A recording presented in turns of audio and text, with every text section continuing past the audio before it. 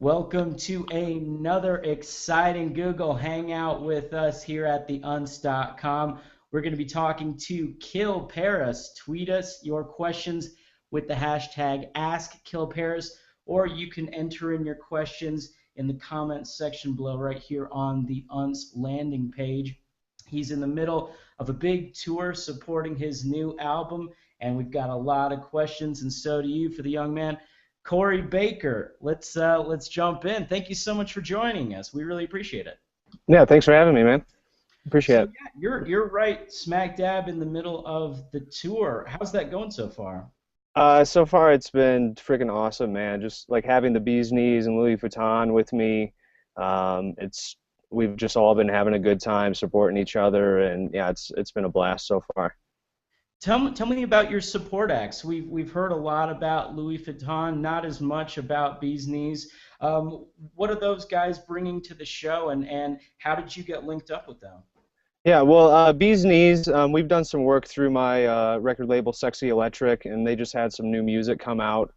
And I actually used to teach Adam, who it's Bee's Knees is two people, Adam and Aaron, and I used to teach Adam Ableton like 3 or 4 years ago, and they just make really great music. And when I decided to do this kind of like solo tour, I just knew having them with us would be like it would just make the whole night like feel good, because like we have Bees Knees and they kind of play more funky disco stuff, and then Louis Vuitton is kind of doing like his own thing, which also has some like hip hop influences, but kind of chilled out. And then he gets kind of rowdy by the end of his set. And then, I kind of play my like funky stuff and kind of all over the place stuff. So far, I mean, just all the shows have just been really, really fun, and they've had a really cool vibe to it. You're heading into Minneapolis, Chicago, Grand Rapids on this Midwest swing. Do you need to adjust what it is you do, or do you go into different parts of the country with a different mission statement? Do you have to sort of switch things up geographically? I wonder how that works for you. I mean, with this being like the first like tour I've done like on my own, like the really my only goal is just to play like as much of my own music as possible while people also have a good time. Because obviously, like doing your headline tour, like the majority of the people that are coming out are there to like hear the music that you've done and everything. So like I've been kind of going about it like that way and trying to make it more interesting and unique every night, as opposed to just treating it as like a regular like DJ night. Do you have a sense of, you know, being your first headlining tour, this is the statement that you're trying to make? I wonder because that's a big deal, and like you said, people really are coming out to see you. Was there a certain message that you wanted to convey with this?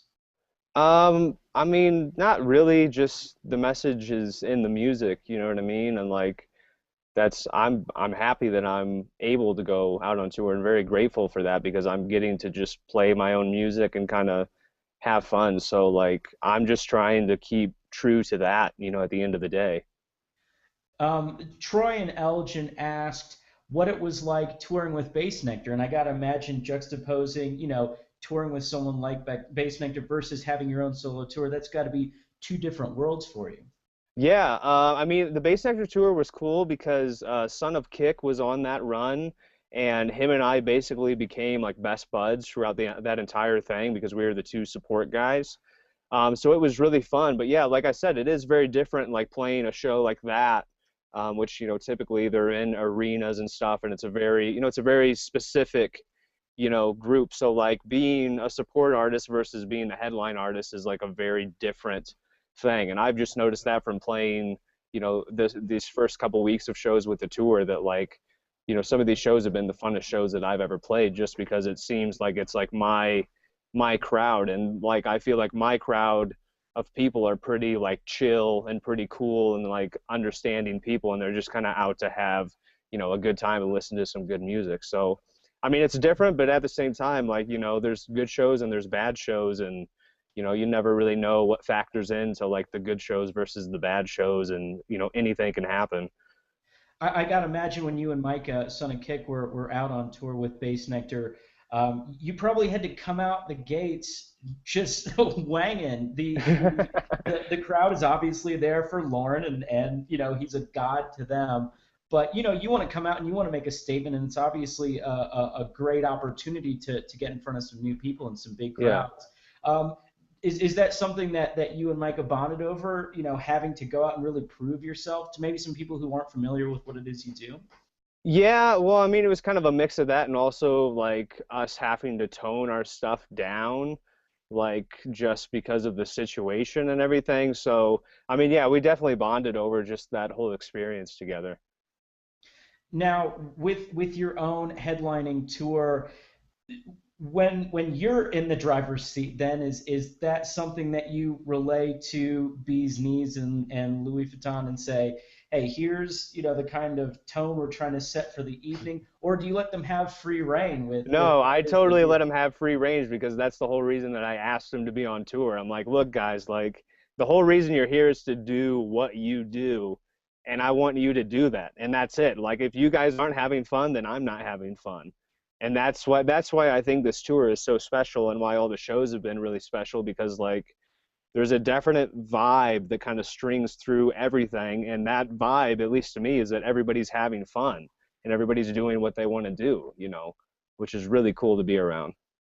Sure, I can imagine. So yeah, the tour itself stems from Galaxies Between Us, which is your big recent release, which came out before you embarked on the tour. Um, Tell me a little bit about this album. What was your approach when you sat down and said, "I'm going to make a full album"? What was the idea behind that? Because dance music, especially on this scale, is very singles driven, and there aren't Hmm. that many people really sitting down to create an entire album. Yeah, well, I think that that was kind of my, you just were talking about motivation. That was kind of my motivation was to actually build, an entire piece of work that people can kind of sit down with and just listen to all the way through, if they want to, because I feel like with singles and like songs, like you can make a really cool song, but that's only, 3 to 5 minutes, of an emotion that you can show to someone, where with an album, you're able to kind of like elaborate on ideas and on feelings and I just kind of wanted that because I've never really made an album before and I really wanted to like just get music out and make it into kind of a whole like project thing. So that was definitely like just the idea of making an album kind of motivated me to make this album. It's not like this is coming out of some great personal struggle, or you had a story to tell. It was really, I want to see if I can make an album. Let's do it. And really the process becomes the story in your case. Yeah, and I mean at the same time too, like I mean, I took a lot of time like with this album and like the idea with it when why it ended up taking me so long is because I did want to create something, unique and something kind of special and also the whole transition of like starting my own record label so that I could give my music away for free. Like that's really kind of been the basis of this album and that like I think it kind of sounds like that too because it's a bit more expansive than stuff that I've done in the past and that kind of like just freeing up the emotion and the expression and that's been like the whole thing with this album and with all my music kind of from the get-go but with this album it was just kind of about just really I don't know really kind of letting loose and really just kind of trying to express myself. If you could elaborate on that a little bit, I'd love to know when you're thinking, okay, I want to do my own thing. When you say, this is what Sexy Electric is, was it purely so that you didn't have anyone standing over your shoulder saying, maybe you should cut this song, or we want 5 songs, we don't not want 9 songs? Is that the sort of freedom that you were looking for with the label? Well, the way that I look at it is that the time that we live in right now with the internet and the way that music is, like there's literally no boundaries between the artist and the fans. And the only boundaries and these walls that get set up, the only way that those happen is when you set those up like for yourself as an artist. And I mean, there's tons of different reasons for people to do that. At the end of the day, a lot of times it's for money, and that's what a lot of artists do is sign away their rights, to be with some major label who then is going to hold their music, and not let them release anything for 2 years till the label thinks that it's right for them to put out their music, which I think is just totally, I mean, part of my French, but it's fucked. Like, it's totally fucked. Like, Yeah. we have so much freedom with the internet and everything now, and you can literally put out a song and somebody on the other, like, the other side of the continent could listen to it. And so the whole idea with Sexy Electric was just really like finding a way to organize that expression on being able to give the music away for free so that nobody has to give anything up to be able to hear you express yourself, which I think is the way that it should be. And that's what the internet has given us. And there's so many avenues that you can take that just put up barriers between, you and your audience. And I don't know, I just don't think that that's right. It sounds like you might be speaking from a little bit of experience. Have you been caught in this big label, red tape I mean, and I just see it. I just see people that like, man, these people have so much potential, and then it's like, oh, they get a major label deal. That's great. They have a bunch of buzz behind them, and then you don't hear from them for like 3 years, or you don't hear from them at all because they do an album that the record label has executive like producer rights over, so they basically can say if they want to release it or not. And if you don't do something that they, which that doesn't even make sense too, because the artist is trying to express himself, so there's no wrong way to express yourself. And then Sure. if you have a third party that's looking at it and looking at it objectively and be like, oh, well, this isn't right because it's not going to fit in with, what's going on in music right now, like, I don't know, that stuff just doesn't make sense to me, and I just never want to put myself in that situation. Now, if Kill Paris puts up a song on SoundCloud, it's gonna get hundreds of thousands of plays. You've grinded it out and you've gotten to the point, and with some breaks obviously, but also with great talent, you've gotten to the point where there are going to be a lot of eyes and ears on what you're releasing. For Joe Dubstep in Kansas, Joe he Dubstep, might it's a not great be able name. to do that. You know, is Sexy Electric then going to be an avenue for those sorts of producers as well? People are sort of toiling in obscurity.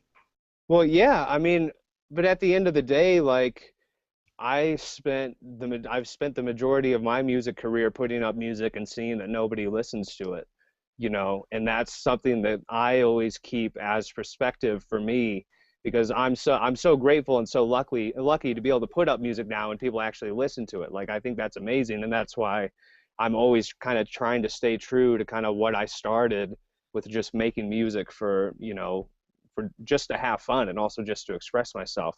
So yeah, but at the end of the day, like with artists, like nowadays, there's so many good ways for people to gain audiences, but it takes a lot of work. And that's all it is. As long as you work every day towards, getting more fans, or even just doing what you do, finding your own sound, also expressing yourself. Because, I mean, I don't know Joe Dubstep personally, but he sounds like a guy who's just trying to make dubstep, he doesn't have a story.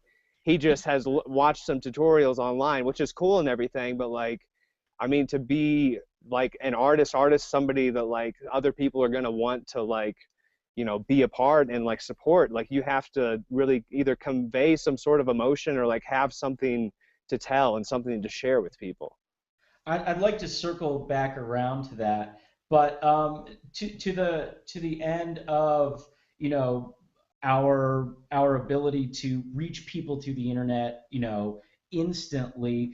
Do you think that now, and now more than any other time in the past, that the cream has been able to rise to the top? That there were people toiling in obscurity underneath the label system, and there still might be now, but really, if you are good, people will find you. It sounds like you're a believer in that. Yeah, no, for sure, because I mean, that's kind of just how it works. Like, and especially with the internet, and with the thing is that people will share something if they like it.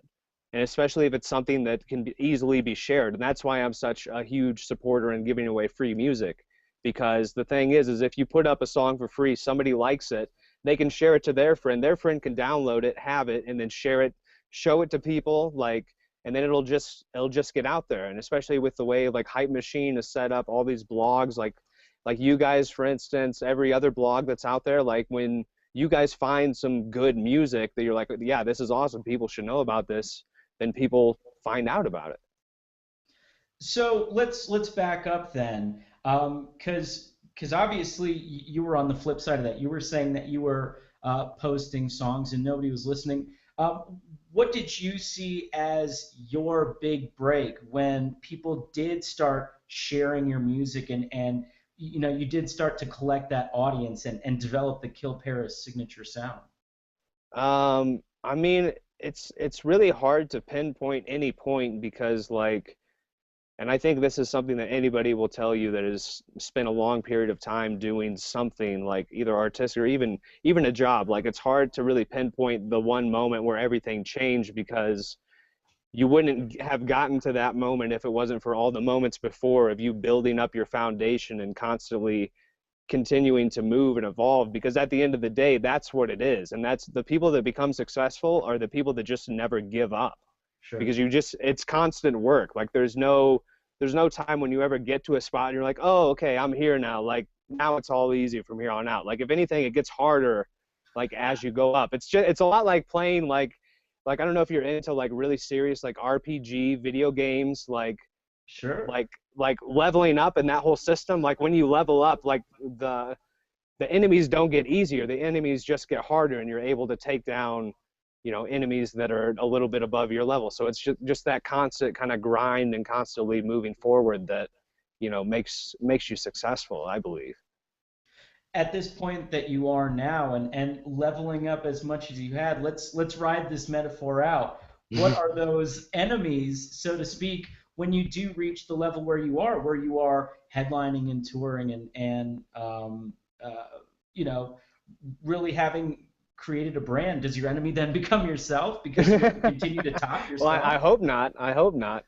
But no, I mean, we're kind of where I'm at now. Like because a lot of it now it's turning into like the label stuff. So it's with the label on making things work on that and making sure the artists are taken care of. And then, for me personally as an artist, it like you said, like it could be myself, which kind of I guess it is, because now it's just about continuing to evolve and also not stand still and not kind of repeat myself or anything, which is a big thing like for artists. Like that's why Bjork is one of my favorite artists of all time, because she's never made the same album twice, and it's always been a new expression telling like a new story. So I'm just kind of trying to continue to do that now and just keep moving forward. When when you did start Sexy Electric, I wonder if you had the sense of wanting a collective or at least a group of artists that you could help develop, because that seems to be the system now. While it's not major label driven, in this corner of the scene at least, we still have these great collectives like Future Hmm. Classic and Selection and things like that. Is that the new model? You think that putting together a little team really helps, the rising tide raises all boats sort of philosophy?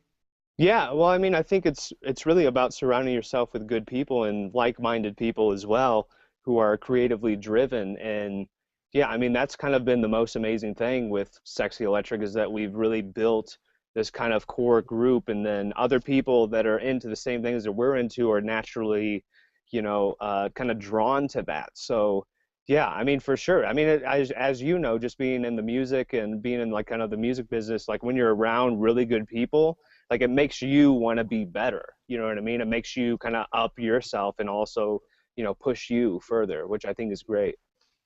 Sure. And with that sort of team thought, I want to string that out a little further to where you find yourself genrefied nowadays.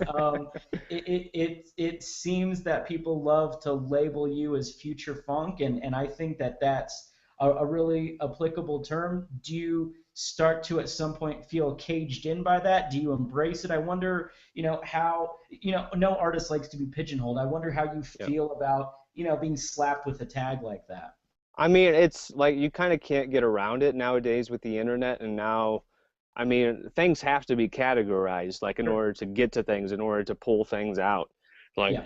but I don't really think about it too much because, like, I mean, a lot of times you see on some blogs where they'll like list it as like indie rock or like some really weird, obscure thing. So it's like, okay, well, at the end of the day, none of this really means anything. Like they're really just words because like I don't know, people, but that's the tricky thing too, because it's such a paradox because you're trying to explain music, which is something you can't like see or touch, Hmm. like with you're trying to like narrow that down to like being like, okay, this word reflects like what this music is, which there's always going to be like a miscommunication, in that. So I don't really think about it too much anymore.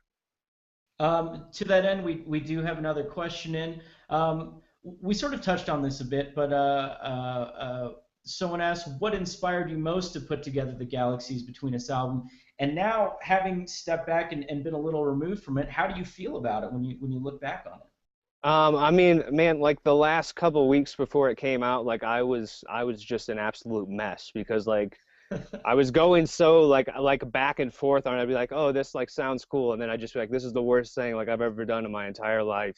And like as an artist, like I think that just happens to us, especially like because like I mean, there was two songs that I did with other people on that album, but the rest of it was just all kind of me. So it's a lot of, I'm really the only one that hears it, and I listen to every single song, over 1,000 times probably at least. So I mean, I'm really happy with how everything turned out. I'm happy that I put it out. I'm really happy with the reaction from it. Um, and I'm also very happy to be able to move on to the next thing now, for sure. We'll touch on that in a second, but I'm wondering, as you're sitting there listening to it 1,000 times, is there someone that you can turn to? Do you have a sounding board and say, look, is this the biggest piece of shit you've ever heard in your life? And they'll turn to you and they'll be honest with you. Do you have that person in your life? I mean, I have a few like select people that sometimes like hear my stuff, but a lot, even my manager, he's always begging me to like send him stuff because I will never send anything until it's like I know that it's absolutely like done and like ready to go. Because I don't know, if you're sending out like works and progresses and stuff like that, like I feel like it's a very, making the music is a very delicate thing. So like to be able to show it to someone and to like kind of put it out into the sunlight before it's ready can kind of just ruin it because then you get somebody else's opinion on something that came from, kind of inside of you. So they don't really know the whole story because the whole story hasn't been written yet because you haven't quite written it yet. So it's kind of, I don't know, it's kind of a weird thing. So usually I just wait till it's like completely ready to go to really to show it to anybody. But I mean, I don't know. I also have probably, 300 like unfinished like songs that are that could be finished, but like just in my head, I'm like it's not worth finishing or it's just not like good enough. Is the list of songs you cut from the album really that long? To pare down to what the album ended up at, how many songs would you say ended up on the cutting room floor, the digital cutting room floor? Man, let me open up this folder right now. Um, I mean, there's at least 100, Wow. I would say. And some of those like are gonna like get finished, but like kind of the way that I go about doing music a lot is that like almost every single day that I have time to work on music, and if I'm like at my house, like in the studio, like I'll open up a new session and then just write and just try to get out ideas. And then sometimes it's like turns into like two or three kind of ideas in one day, or maybe I just work on one idea all day, and then the next day I'll just start something new. And then after a certain period of time, then going back and then seeing, okay, well, what needs kind of, because usually the like general ideas are there, and then everything else is pretty analytical on just adding effects or doing the mixing and kind of elaborating on the arrangement. You strike me as a perfectionist. I think that you would categorize yourself as such. You also come from the rock world, and so I wonder if in your head you're thinking about, well, the Deftones.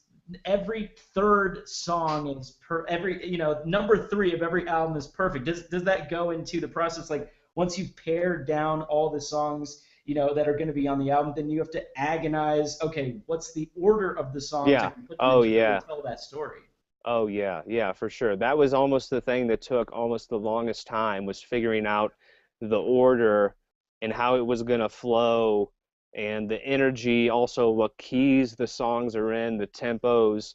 I mean, there's a lot of things to kind of take into effect, and that's why I worked on so much music for this because if it were to have all the songs that could have gotten finished and that could have been like full, I mean, it would have been like a 50 song album and it would have all moved in key and that tempo and all this like crazy stuff. But like, at the end of the day, you got to shorten things down into an actual like reasonable, package. So yeah, that's definitely something that I think about. Like I think I don't know, and that's the thing about an album too is that it should kind of flow together, and it's a little bit different, than like a 3 or a 4 song EP. Sure. Do you do you have an idea of when a song is just never gonna happen? You've got these unfinished songs, this project folder, that's hundreds of songs long, and you might evolve and trends might change in the greater industry, and you might go back to something and say, well, this will never go anywhere. What's the longest period of time that a song has taken to finish and still ended up like, hey, this works? Um, Usually like a year has been like the longest Okay, time, I would say, because a lot of times like it's hard. That's why I try to work on something kind of new every single day because like the inspiration for the music I think happens very quickly. It happens a lot faster than you can actually capture it.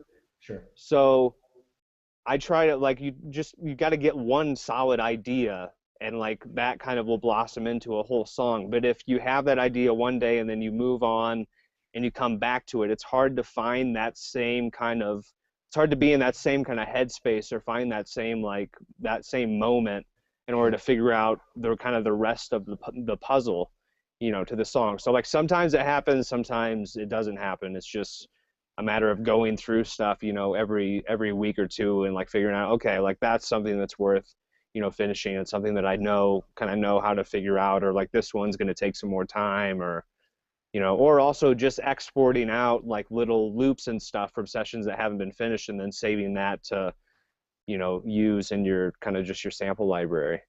Sure, sure. Do you have some Frankenstein songs that, take on bits and pieces and ideas from, long forgotten dead songs? Oh yeah, yeah. And then it just, I don't know, sometimes you'll end up getting to the finished like song where like the beginning was just totally you're totally in a different space and it just involved into this weird thing. I almost can't even pinpoint it looking back. Like it's weird sometimes. That makes sense. That makes sense.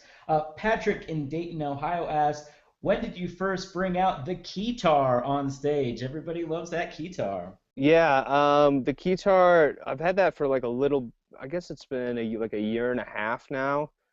And before I've always played a keyboard on stage in most of my sets, and it just got to the point where like in a lot of places like people can't see the keyboard, so there's not a lot of interaction with the crowd and with the keyboard.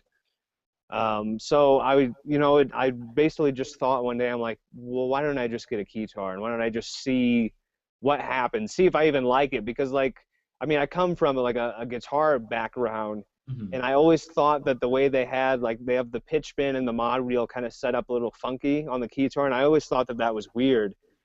But then I was like, you know what, whatever, like I'll just get it. Like if it doesn't work out, I'll send it back or whatever, no big deal. And I Sure. got it and I started to play with it and I was like, oh my God, like this is the most fun like keyboard like I've ever played in my life. So I was like, well, I'm just gonna start using this on stage, and I haven't really looked back since. That's awesome. You had mentioned Bjork earlier. What else are you listening to that's really driving your not only your production but really fueling that inspiration, which seems to be so key. I got to imagine that it's a mix of things, but leans more heavy to outside the dance music scene than your Yeah. colleagues and contemporaries. Yeah, for sure. And I mean, my kind of musical taste is very random. And like just the other day, I was talking to this guy in Calgary, and he he reminded me of this band Billy Talent from like the early 2000s. And like I was so into them at the time, and I had totally forgot about them. So I like just recently like re-listened to their album. Sure. The same like Incubus has always been like a real big inspiration to me, like one of my favorite bands of all time. And I kind of recently, kind of the end of the album into like these last couple, like this last like month or two, like I've been just listening to that a lot. The band Dredge, they're like I think they're a Southern California band, but I mean, I've been listening to a lot of old stuff like recently. Also the Grand Theft Auto Vice City soundtrack, that's always It's really good. beautiful. It's a Yeah. beautiful soundtrack.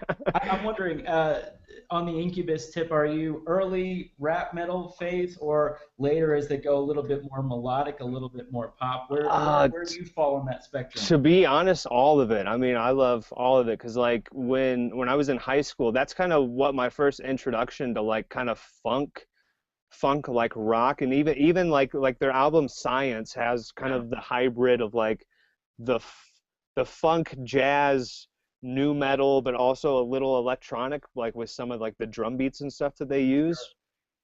So I mean, I like all that stuff, but even like I missed their album, like the latest album that they had done, which is what is that, 2000? Oh, it doesn't even say on here, but it's called If Not Now, Then When, Hmm. which is like it's one of like their softer ones and it's more melodic, but like I can't stop listening to that album. Like on top of all their other stuff, because I've listened to all their other albums like hundreds of times, you know. But I don't know, I love everything that they've ever done, really. Obviously they had incorporated a turntablist into the outfit. What was the act though that really pushed you into production and into dance music performance? Is there even an act that you can point to and say this is what it was for me? Really, probably Alex Metric, actually, like his like when he did like It Starts, man, he just had this whole slew of remixes like in like 2000, it's probably 2007, 2008-ish, like around that era, like that stuff. Wolfgang Gardner's Firepower, I still remember the first time I heard that Sure. song. And Undertaker from him too.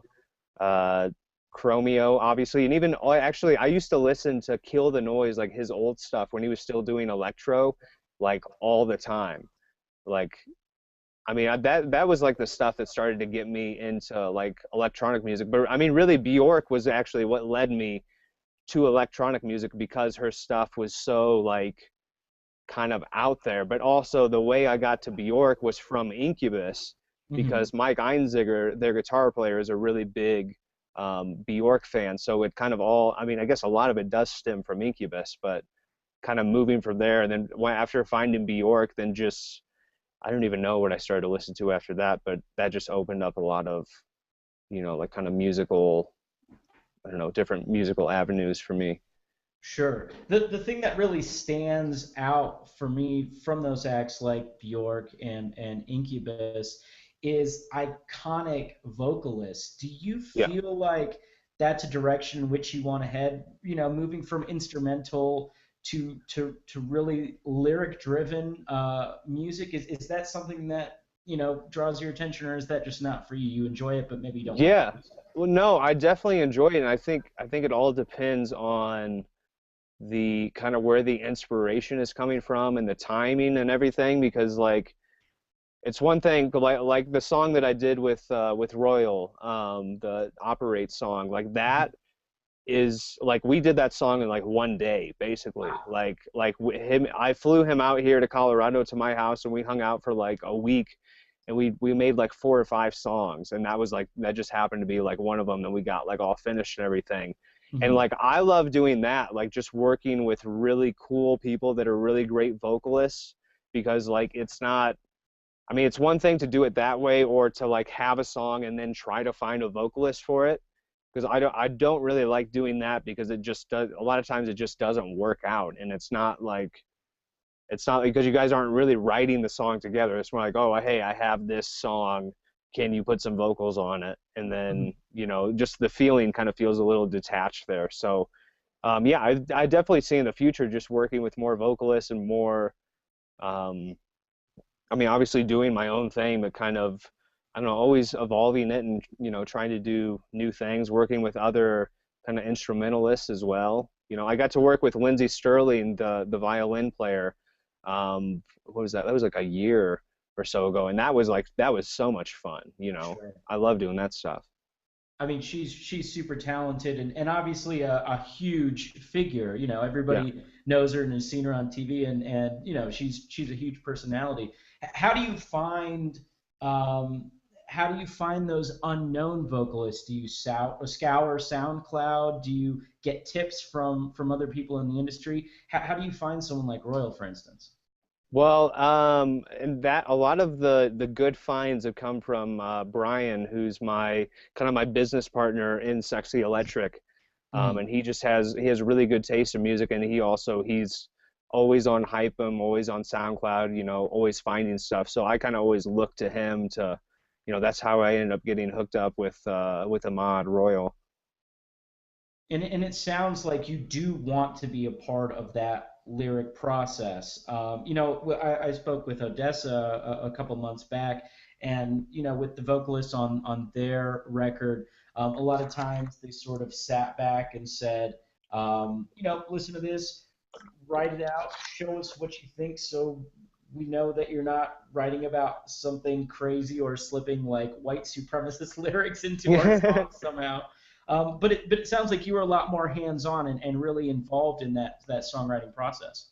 Well, it's totally it's all dependent on the person that you're working with and like the session because like there's some people where you don't even need to like really say anything to them. And like I like doing that too. I like giving people their creative space. Like especially when I'm working with them, like I want them to do what they do and I do what I do and we just do those two things together, you know, at the same time. So I think it just depends and it depends on the session and like because like some vocalists like they kind of just want to do their own thing, which I totally am into that because I want them to be artistic too, but then sometimes it's like you guys want to come together and like really both, you know, pick each other's brains on coming up with lyrics and writing to it. So I mean it's all dependent on, you know, who you're working with and how the session is. Has this been a process for you? I mean, for a lot of producers, it's very solitary work, hours and hours sitting by themselves in front of the computer, you know, playing with instruments, but for the most part, it's really all in your head and all right there on the screen. You know, putting together a tour, putting together a label with other people, working with lyricists and collaborating with other artists. Does that put you out of your comfort zone a little bit? You know, to have to, you know, obviously a lot of artists have strong personalities. So, you know, is that an exercise in teamwork for you, or is it kind of natural for you? I think it goes both ways. It's definitely because I mean I've always really I used to play in bands all the time, but then I kind of started doing my own thing and really focusing on that. So like I definitely I see both sides of it, but I think there's always a lot to learn from other people. So it's a good I think it's good to get yourself out of your comfort zone because that's kind of how you make progress. You know, and that kind of goes back to what I was saying before about, you know, being successful doesn't mean that you just do one thing. It means you never stop doing what you do and you continually grow and the only way to grow is to kind of push yourself out of your box and out of your comfort zone, you know, to move forward and gain new skills.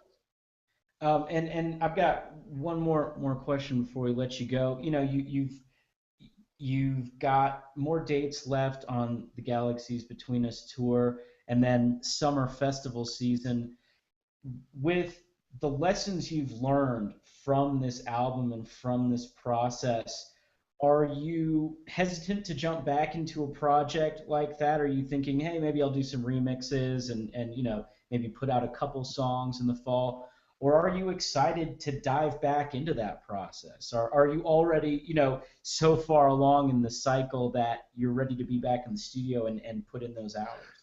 Well, I mean, I worked in the studio all day today and yesterday on new stuff, so I'm kind of already in the process of whatever is going on. I don't know. I just felt inspired to, you know, work on stuff. So, I mean, I Mhm. already have music that I know I want to put out kind of after this album, but I haven't really decided because I am going to do another album. There's also some other projects that I want to do. So it's kind of just a matter of, you know, figuring out what I'm going to start putting out next. But I mean, really, it's the real focus for me has just been really enjoying this tour, as much as possible. And a lot of times I don't really work on the road because I like to kind of be in the studio and kind of have all the, proper tools to be able to do, what I do. But every once in a while, I'll get inspired on the road. But really, I'm just trying to focus on the tour right now. And then, who knows what's going to happen after that. But I'm ready to, I might even put out some new music while I'm still on the road. Like, I don't even know yet. But that's the cool thing about running your own label is that you kind of do whatever you want. That's fantastic. Keep it posted on Kill Paris as well as Sexy Electric. Make sure you catch Corey Baker out on the Galaxies Between Us tour. Thank you so much. We can't Yeah, thank thank you you. enough for doing this. This is a lot of fun. Thank you. All righty, and stay tuned to theunst.com for more of these fun hangouts. And make sure that you follow us on Twitter at theunst. Follow everything Instagram, all that on Facebook. You know the drill. We'll catch you soon. Take care of each other, and we'll talk later. Cool.